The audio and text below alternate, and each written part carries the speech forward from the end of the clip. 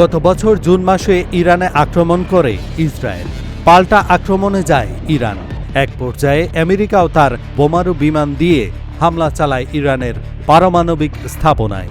সেই যুদ্ধে ইরানের সক্ষমতা সারা বিশ্বের সাধুবাদ লাভ করে। যুদ্ধে হারেনি, কিন্তু ইরান কি হারছে নিজের কাছেই? অর্থনৈতিক সংকট কি আয়াতুল্লাহ খামেনির দীর্ঘ শাসনকে নড়বড়ে করে দিচ্ছে? এমন প্রশ্ন আজ ইরানের ঘরে বাইরে। ইরান জুড়ে এখন মিছিল আর বিক্ষোভ করছে সাধারণ মানুষ, ব্যবসায়ী এবং দোকানদাররা। ২০২২ সালে মাহসা জিনা আমিনির মৃত্যুর পর এটি ইরানের সবচেয়ে বড় বিক্ষোভ। কেন এই জন অসন্তোষ? বলা হচ্ছে ইরানি রিয়ালের রেকর্ড কম মুদ্রা বিনিময় হার এবং ক্রমবর্ধমান অর্থনৈতিক চাপ, যার মধ্যে উচ্চ মুদ্রাস্ফীতি এবং বেড়ে যাওয়া দ্রব্যমূল্যই আসল কারণ।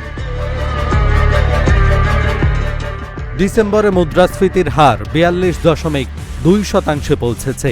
$1 সমান এখন ইরানের ১৪ লক্ষ রিয়েল। খাদ্যের দাম বেড়েছে ৭২% এবং স্বাস্থ্য সামগ্রী বছরে ৫০% বৃদ্ধি পেয়েছে।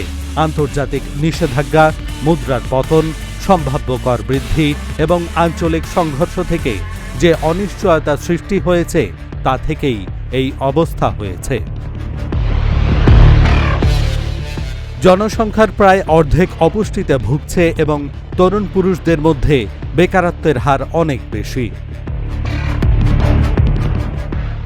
মাংসের মতো খাবার বিলাসিতা হয়ে উঠেছে এবং অনেকে মৌলিক চাহিদা পূরণে হিমশিম খাচ্ছে। সরকারের বাজেট ঘাটতি অনেক বড়, যা অর্থনৈতিক চাপ বাড়াচ্ছে। সরকার চলছে ঋণ করে। মন্ত্রী ও বড় কর্মকর্তারা বিশাল সব দুর্নীতিতে জড়িয়ে পড়ে অর্থনীতিকে বিপর্যস্ত করে রেখেছে। রাশিয়া ছাড়া এ মুহূর্তে ইরানের পক্ষে তেমন কোনো বড় শক্তি নেই। পারমাণবিক কর্মসূচি এবং অন্যান্য কারণে আরোপিত নিষেধাজ্ঞা ইরানের অর্থনীতিতে বড় আঘাত হেনেছে। বাহ্যিক কারণের চেয়ে সরকারের অভ্যন্তরীণ রাজনৈতিক ও আদর্শগত সিদ্ধান্তগুলোই এই সংকটকে আরও খারাপ করেছে, যেখানে জনগণের কল্যাণের চেয়ে আঞ্চলিক সম্প্রসারণবাদকে বেশি গুরুত্ব দেওয়া হয়েছে। ইরানের শাসন ব্যবস্থা অতি কট্টরবাদী, নারী বিদ্বেষী। পুরো সমাজকে দেখা হয় কারাগার হিসেবে।